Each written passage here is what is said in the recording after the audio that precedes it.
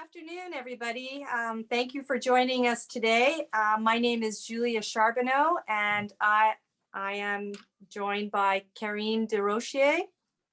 And today we have an expert with us who we're very happy. We're thrilled that she can take this time out of her busy schedule to join us. And today we will be speaking with Lilamanie DeSoysa. So before I begin, I just want to let everybody know that that this is recorded, and people can watch this recording on YouTube on TT Can Chain. And if anybody has any questions that come up during this interview, feel free. We have reserved a little bit of time at the end for any potential questions. And so just send it to us in a text in the chat, and we will be monitoring this mailbox so that we can get to your questions. So again, welcome everybody. Bonjour, bienvenue tout le monde.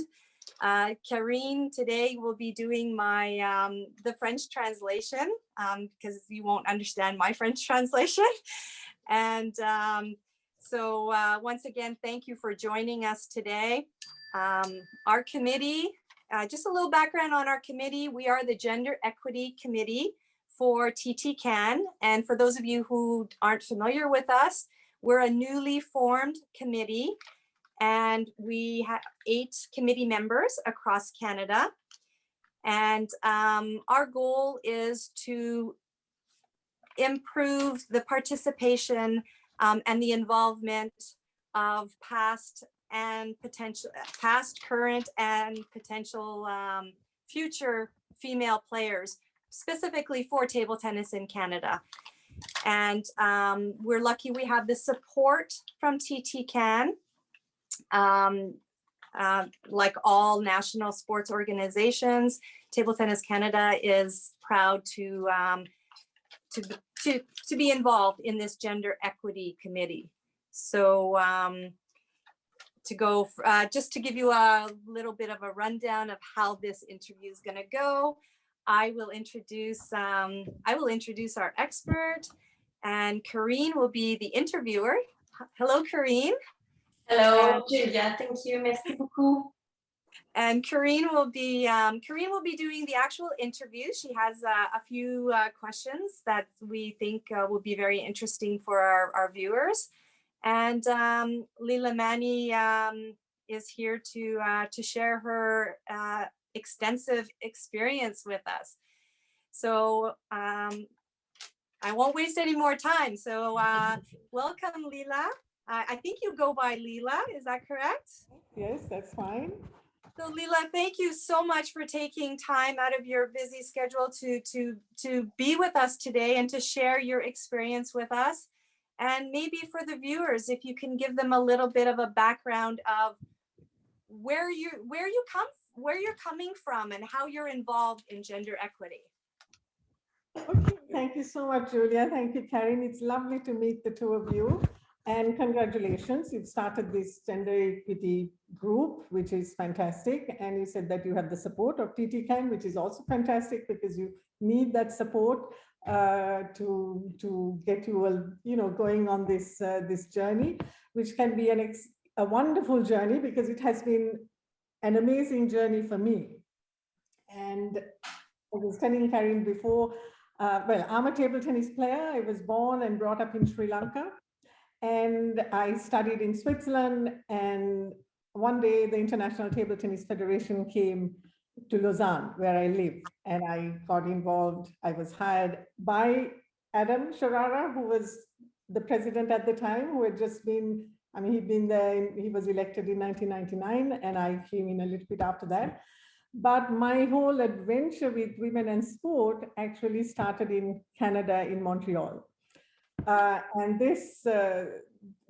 it has really been an amazing journey since that time. In 2002, there was the International Working Group for Women and Sport, and they were hosting their World Conference in Montreal. And I was invited by Adam and the ITTF to represent the ITTF at this conference. And this was really, and I tell this to everyone, this was really a wow moment for me. Because I came in there, I mean, I used to be a player, but when you're a player, you know, you play. You don't quite think of all these things, these issues and problems and stuff. And I have to say, I hadn't given it much thought. Even though now, with hindsight, when I think, you know, there were things that we should have thought about even then. And I wish sometimes that I had had this knowledge, that I would had the opportunities that people have now to discuss these things, to all these webinars that are there. You know, you can really educate yourself as a player as well. And I can't remember quite having that. But I came to the IWG meeting and it was really a wow moment. And we went back and I remember telling Adam, well, we have to do something. And he said, well, you do something. And we started this, you know, development program.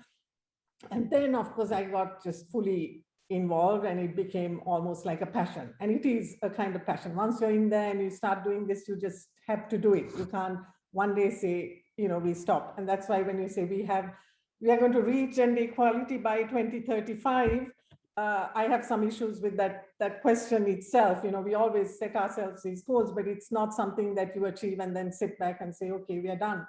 It is something that has to go on. Yeah, you have new generations coming in and you have to give this education to them. So it's something that you keep doing forever. And that passion you need to really keep. And it took me around the world. I mean, with the ITTF, we had forums on all the continents. Actually, I'm very proud of that, having had these forums. And we really, I think, created a sort of a culture where people couldn't anymore say, oh, well, it's not, you know, we're done. We don't have to think about that. We really had to bring in gender always on to the table. So that's where I am. And I'm still a member of the International Working Group for Women in Sport. So I'm involved in, you know, discussions and things like that. But I started working as an independent consultant. So I worked for the ITTF, then I worked for the European Table Tennis Union, and all these places we can discuss what we did and how we try to change things. And I also have a little project that we started through my last Japanese job in Kenya for girls in a very poor area of Kenya. And that project is, I'm a bit worried because that's now kind of stuck because of COVID. Lots of things have not moved, but that is there as well. And maybe we can make some connections at some point, you know, through Canada and Kenya, and I don't know, with these girls. Let's see. Lots of things to do. Wow. That's amazing. That's you have a wealth of experience, and I know in 1 hour we wouldn't be able to get as much information as we would love to have, but I know having you as a resource is going to be so beneficial for our committee. And again, we thank you for everything that you can share with us. So I'm happy to be here. Great. Yeah, we are very happy to have you.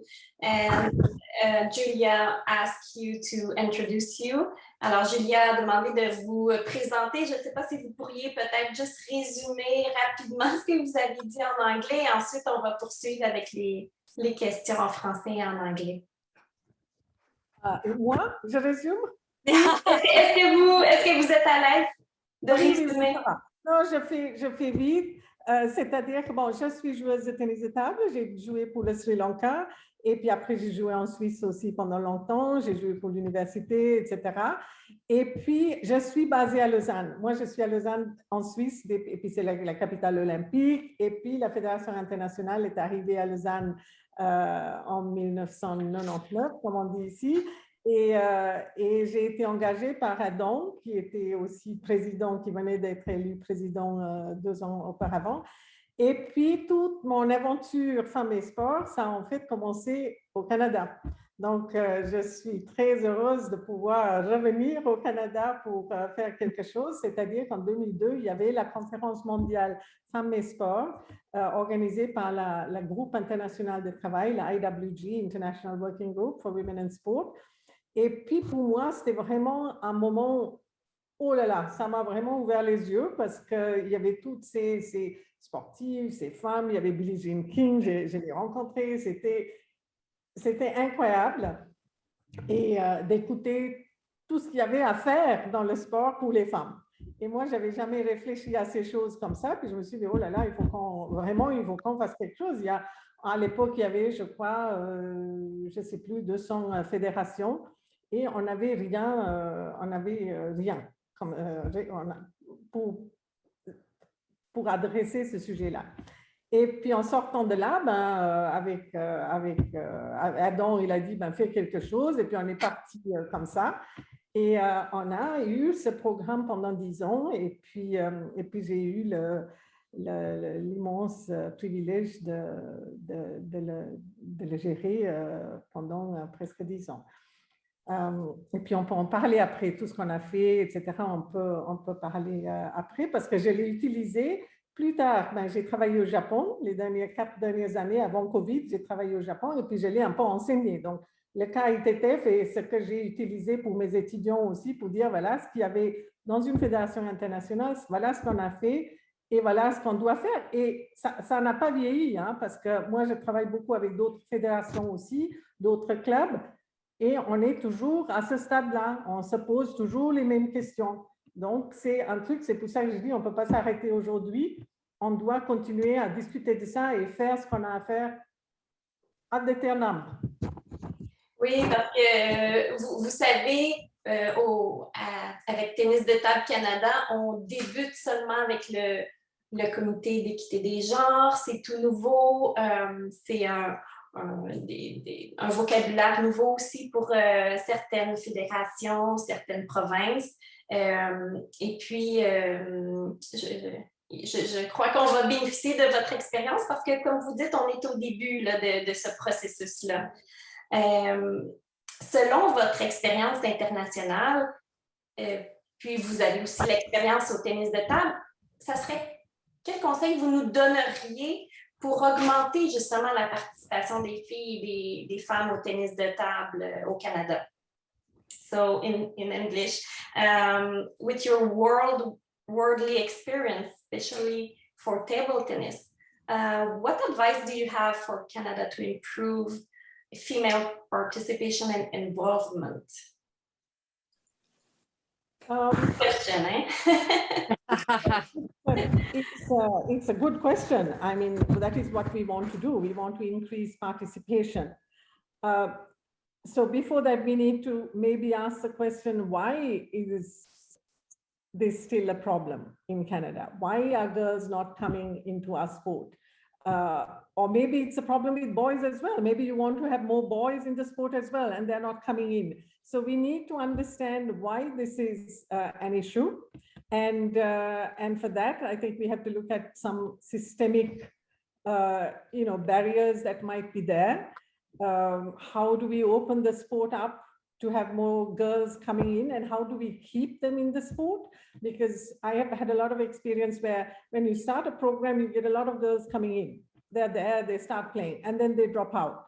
And we don't understand why they drop out. So these are questions that you need to really address through the program that you're starting to find out why is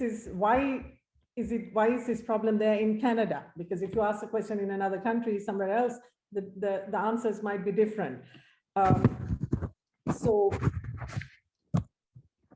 that is something that we need to really discuss together and see where the problems are. How do we get more girls into so why aren't they coming in and why aren't they staying? I don't have ready-made answers for this.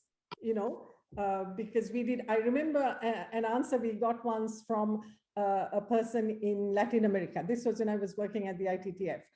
And he wanted more girls and boys to come into the sport, and he couldn't get girls to come into the sport. And he decided, he said, to have only female coaches because he wanted very young children to come in, okay?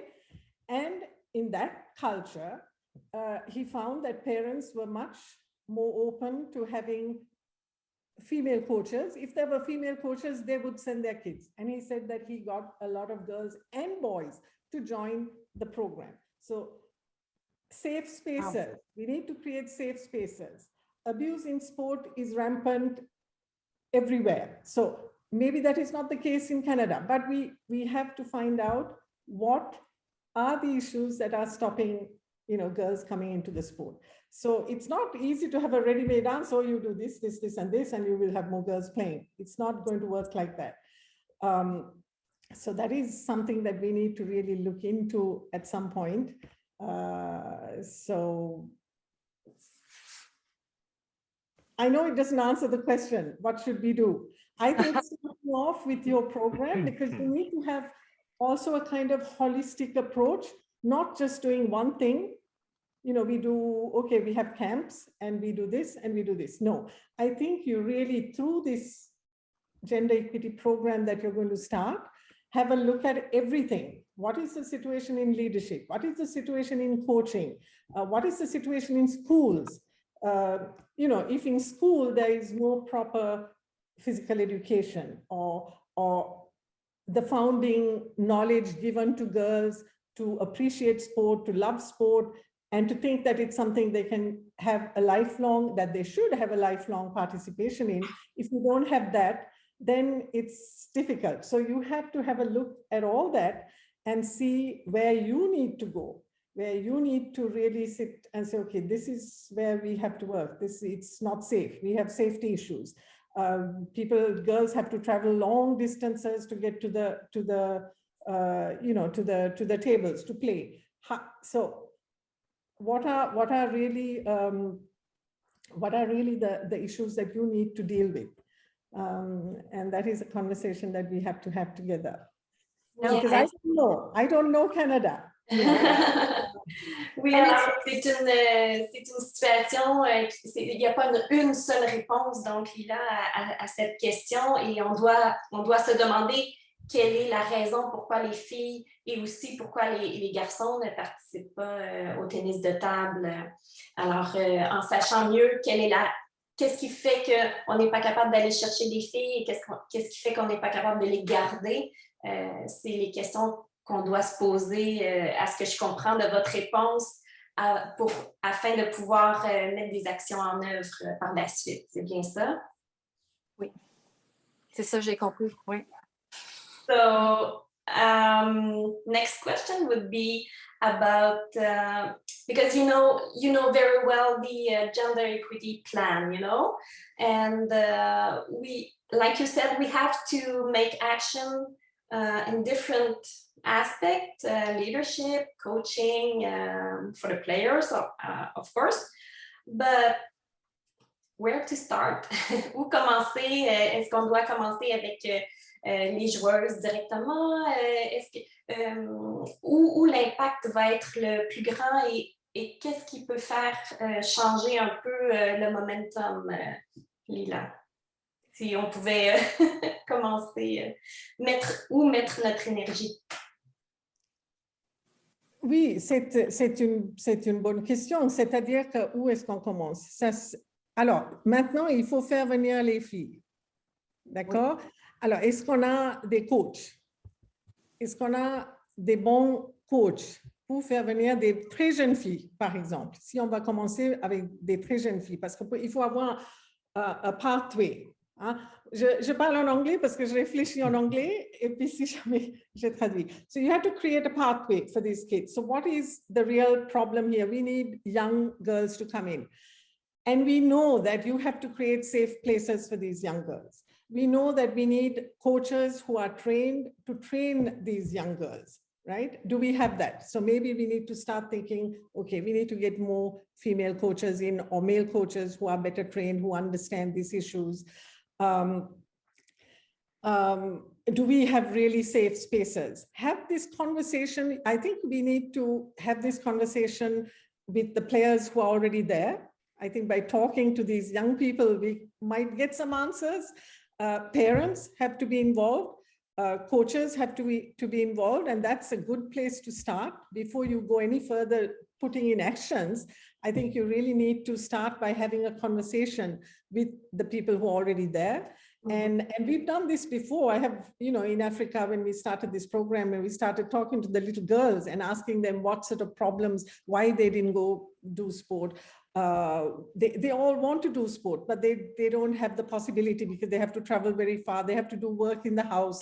They look after the younger children, so you have to find out from the players, from the people who are already involved, what they see, what would they like to see happening through this program for Canada. And that's why I keep putting the question to you, because you are the ones who know the situation in the country, because you can't just apply whatever that, from somewhere else. You have to find out what is not working in your sport. And a conversation with the grassroots, with the young players, with the parents, to really try to understand what is stopping girls from coming into sport. And what is your relationship with the school system? How do you get these kids in? First, their exposure to sport is in school, right? So do you have table tennis in school, for example? Are girls encouraged to do physical education? How is that done? Physical activity, is it a good thing? Now, I come from a part of the world where parents believe that physical activity for girls is not such a good thing. I mean, it's still there. There's still stereotypical thinking where girls shouldn't do too much sport because they get very muscular and, they'll have problems and this kind of thing. This kind of mindset is still there in many parts of the world. And I saw that through the ITTF as well. In some parts in Europe, we are not talking about, places where there are very strict cultural barriers and stuff, but even in Europe, parents don't send girls to, I used to do the Euro Kids camps, where we used to bring kids from all over Europe to these camps, and you have girl, boy, coach to fill in. And they cut off girl and they put boy, and they send 2 boys with the coach, and if you're not geared to this kind of thing, you say, okay, there are more boys than girls and we get on with it. No, you have to ask, why have you cut off girl and why don't you bring a girl? Oh, because, girls are not so interested in table tennis, which is not true. Girls are playing at home. They just don't come to the camps because they send a male coach, and parents don't want the little girls going with a male coach. So here's the problem. How do we deal with that? We need to have more female coaches coming with them. So we did that. We actually paid. We told the federations, if you're going to bring a male coach, we want the girls to come, so you bring a female coach, and we pay for the female coach. Okay, so we had to find the funds. But the first thing is to find where the problem is, and then try to address that. C'est vraiment intéressant ce que vous dites, parce que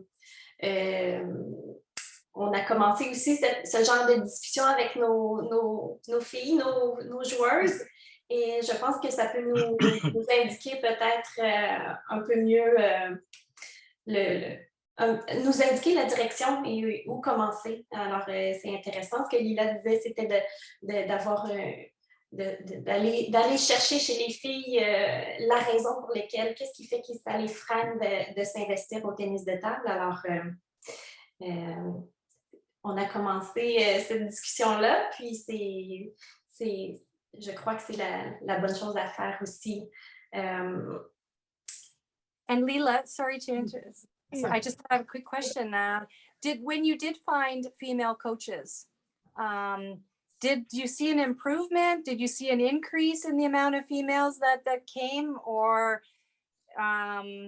was there anything obvious with changing to get female coaches, or? Now that is also a very good question, and I have to say that globally, this is an issue.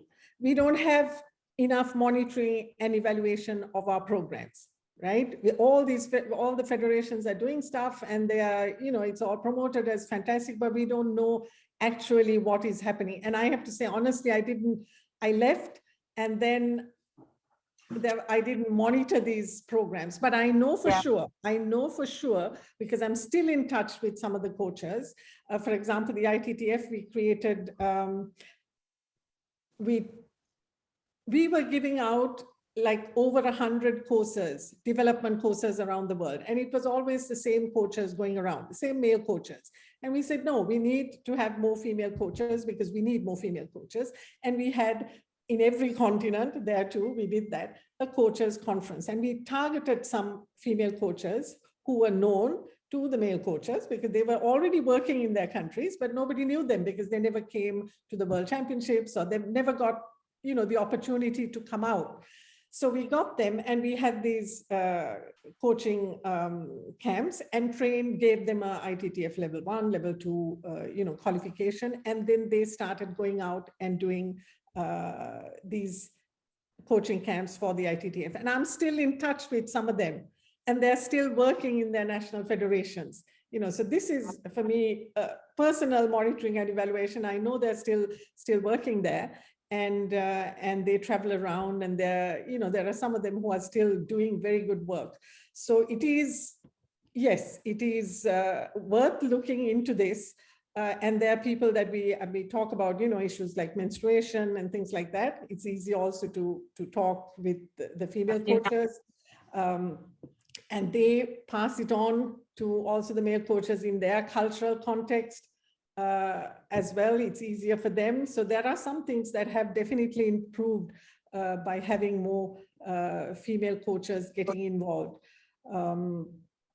So I can't really give you, you know, specific data and stuff because I don't have that. And now, if I had been working at the ITTF, I would have that. But after all these years, I don't have that kind of data to give you back, and that is something that the ITTF should be able to provide. Yes. But from this Latin American example that I gave you, he talked about this at a conference, saying how he had improved, you know, the number of young people who had come in because he decided that for a certain age group, he was going to have only female coaches. And he was very happy with the result. But this was a long time ago as well.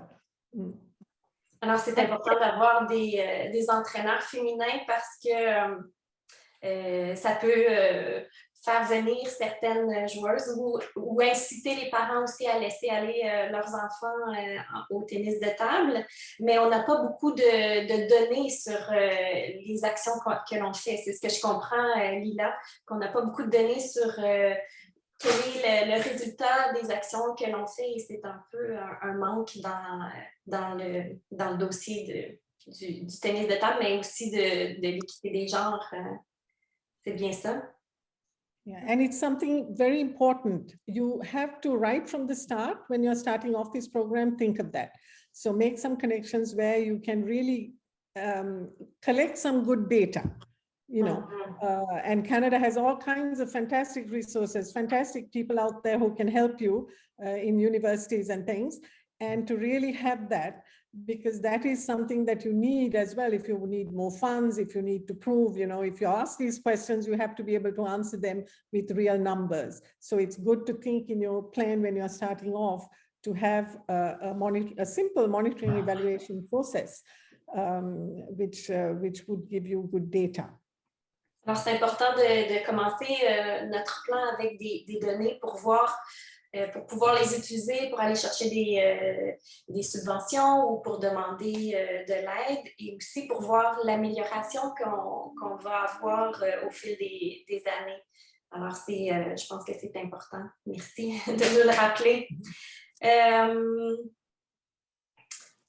We know that you had a lot of experiences in gender equity, and I'm sure that you lived some challenges in all these experiences. Could you tell us a little bit about these challenges and how did you manage?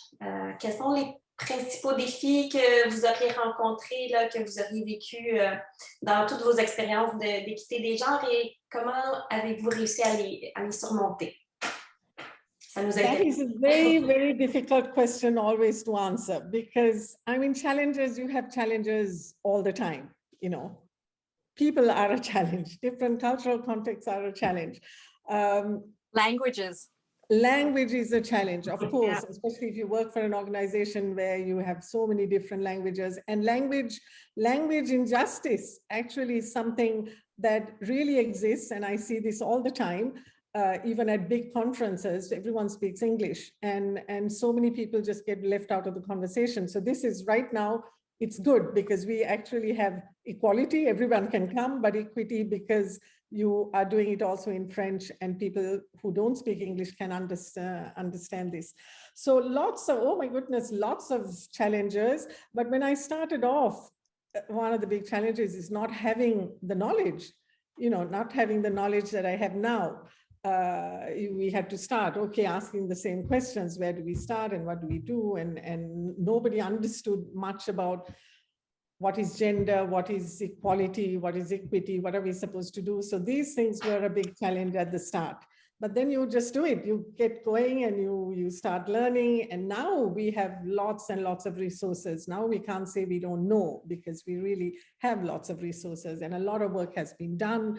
There's a lot of research that has been done on all this as well. So we have resources and we have lots of people who can help us.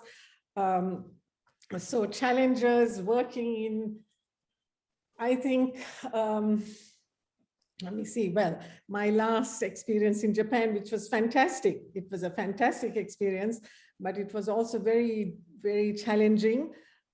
Maybe because of my personality as well, because I am, I am very Europeanized. I speak, I have something to say.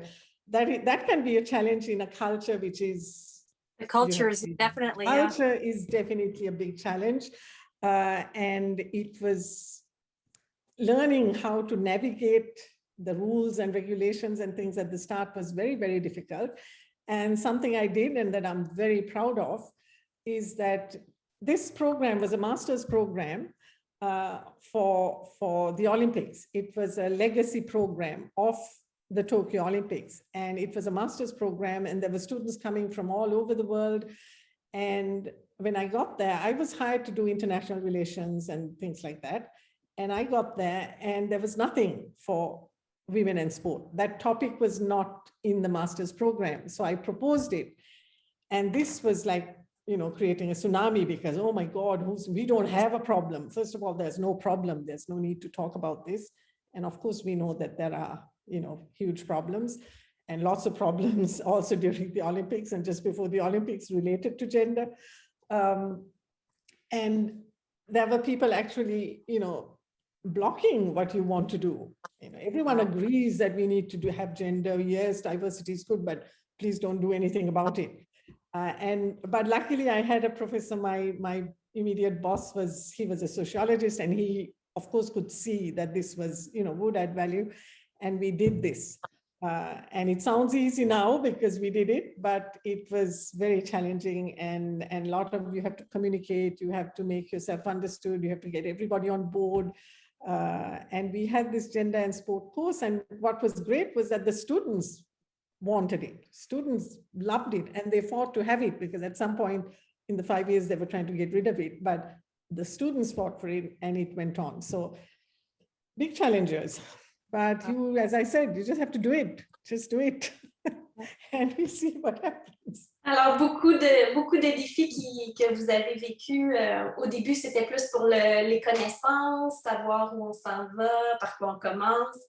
Puis dernièrement, par votre expérience au Japon pour les Jeux olympiques de Tokyo, vous avez été impliqué pour tout ce qui était relations internationales et il y avait des défis de culture aussi. On a parlé des défis de langue, mais il y a des défis de culture aussi qui existent et que vous avez vécu. Au début, peut-être que les Jeux, l'organisation ne reconnaissait pas le problème qu'il y avait pour l'équité des genres, mais véritablement, il y en avait un. Alors, ce que vous dites, c'est que vous avez travaillé fort puisque ça s'est bien déroulé par la suite. Là, on a vu qu'il y avait certaines statistiques qui sont sorties des Jeux olympiques avec de l'équité des genres pour les participantes et pour certaines... alors, il y a beaucoup de travail qui a été fait à ce que je vois. Félicitations.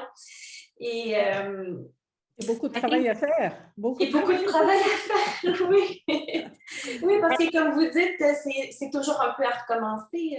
Quand vous disiez ça juste avant l'entrevue, que quand on arrête de faire certaines actions, on recule et il faut recommencer.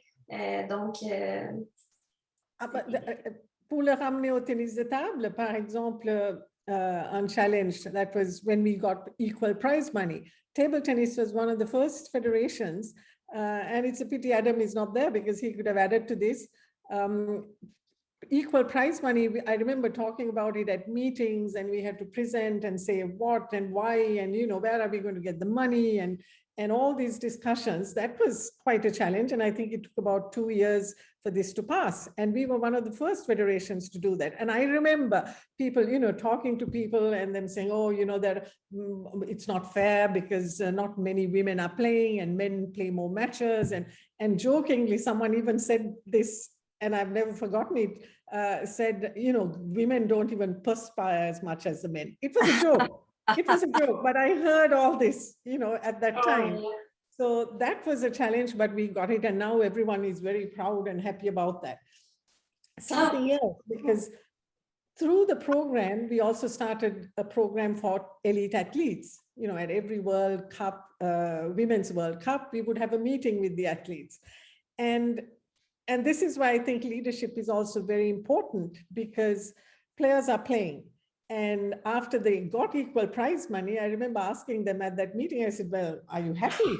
Now that you have, oh yeah, that's fantastic. That's great. All the coaches was there. And I said, why didn't you ask for this before?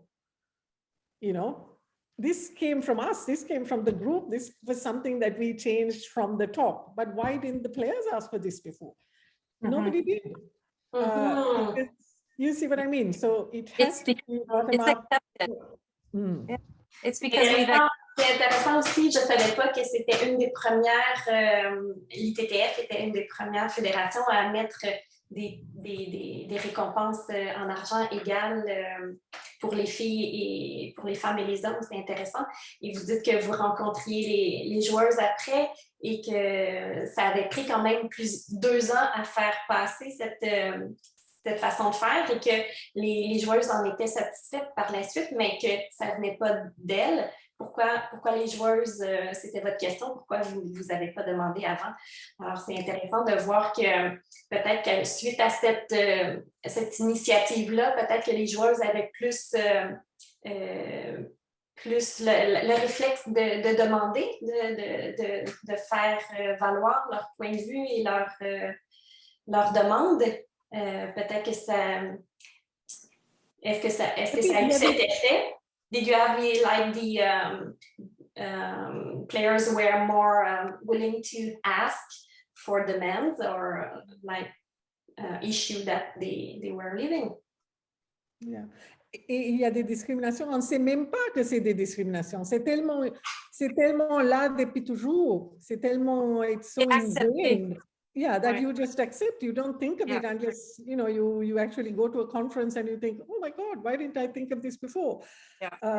So that was an event. I remember that we were the first federation to get the Iranian team to come back to the World Championships after the revolution, 25 years after the revolution. And I knew that the Iranian girls were playing, that they played well, but they never came to the World Championships. So we decided through the program to pay for them and to get them to come. And they came and they played and they won their group. And now they keep coming and they are very good, the Iranian girls. And of course, they have all these clothing issues as well. Normally you're supposed to wear shorts and a t-shirt with so much on the, and these girls had to play with their hijabs and we managed to, change the rules and get them to play as well. And we were one of the first federations to go into Afghanistan. And I remember that is because I was in touch with the person who was organizing it then for somebody at the embassy, the American embassy. And I was told, oh, no, you can't because, in Afghanistan, girls don't play. And I feel so I mean, it's awful to speak even about Afghanistan right now because it's terrible what's happening. I heard today that some female volleyball player has been decapitated. I don't know, I haven't fact checked it, but she has been decapitated by the Taliban because she's, playing sport. But what is this world we are actually living in? It's crazy. So I remember being told that you can't have, girls coming in because they can't play with the boys and they can't have a male coach and blah, blah, blah. But having somehow talked and negotiated and I said, well, you just block 2 days for the girls and they come in, the doors are closed, they come in all covered up, let them play in whatever clothes they want. What I want is for them to play. So that's also another thing. What do you want? You have to really figure out what you want to go get through this program. And they came and they played and then they used to organize their own tournament. And this happened a long time ago when I was there. So I remember those challenges as well. And I remember when we did the sexual harassment policy, we didn't have one and everybody was talking that we should have one. And when we did that as well, we had to pass it, have the annual general meeting passing it. And there were people who actually opposed it, saying that there's no problem in table tennis. Why do we want to create a problem by having a harassment policy? So these are the challenges that you face. So I think we're on the right track then with TT Can with the gender equity, because from what I'm hearing from you, it's the first thing is to recognize that we have a problem. Yeah, we have a problem that we don't have enough females representation. Mm-hmm. So yes, we recognize that. We formed a committee. So I think baby steps, we're on the right track, and it's like you've said a couple of times during the interview, Lila, you were saying, just go out there and do something, like whether it's educating the public, that there's actually a committee, a gender equity committee now, is big, because it's a trickle effect. So now that people know that, okay, wait a minute, there's an actual committee that's backing and supporting females. It's, we have a committee, we have a little bit of funding, we have a few little projects. So I think from what you were saying is recognize that there's you recognize that there's a problem, admit that there's a problem. Everybody admits that there's a problem. So we're not getting any backlash.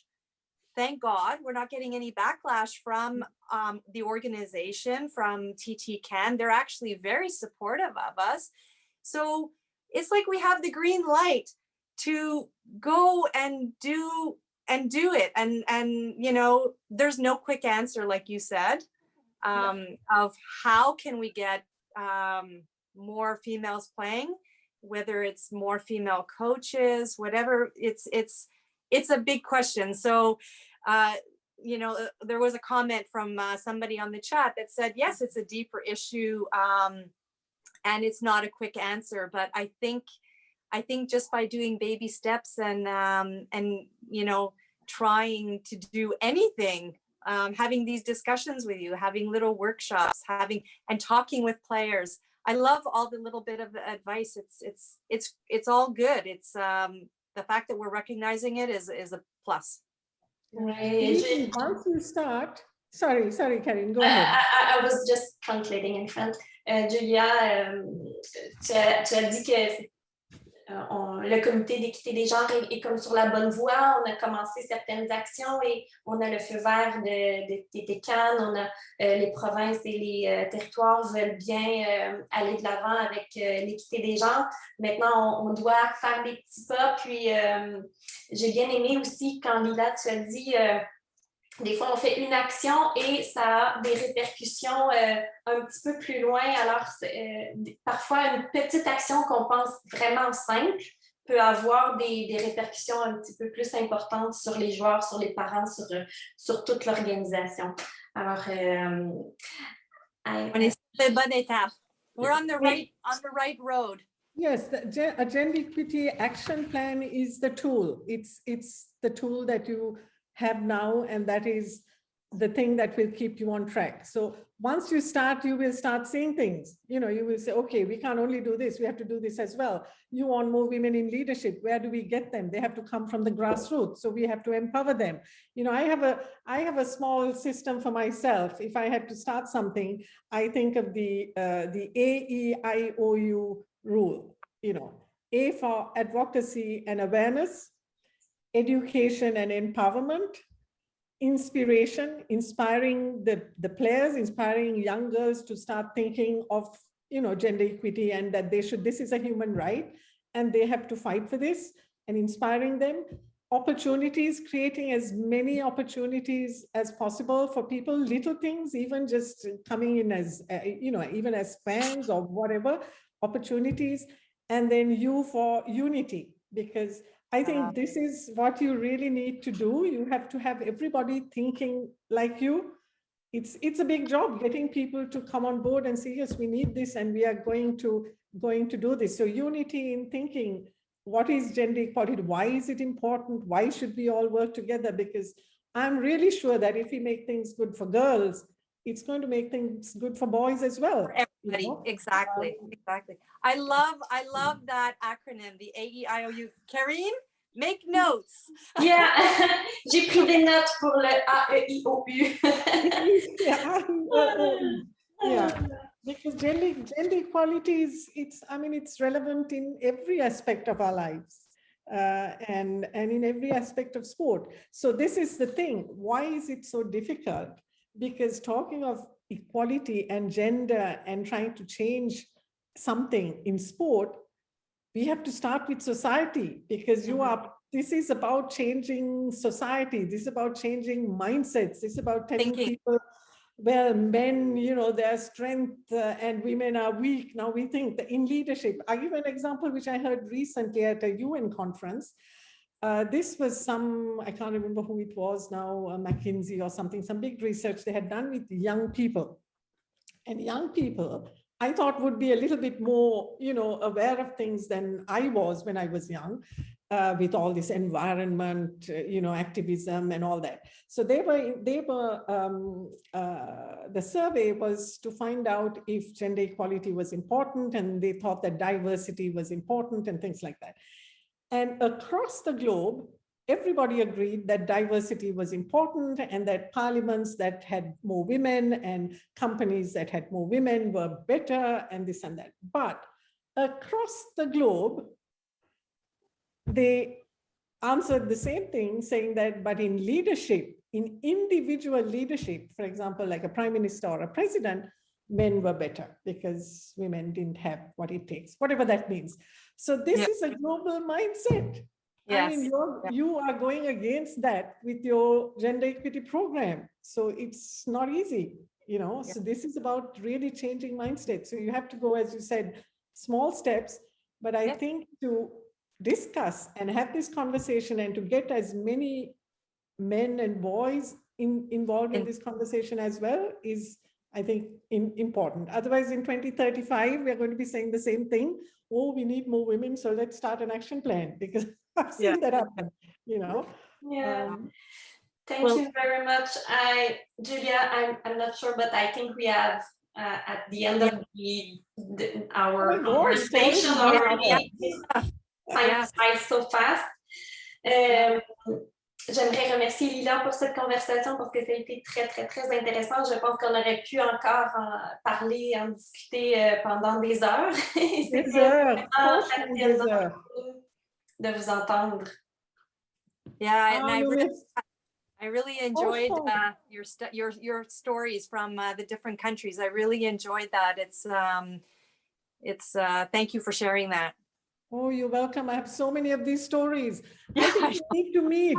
Please tell TT Ken that we need to, now that we can move about, we need to meet. Either you come to Switzerland or come to Canada. We have to sit and talk about all this.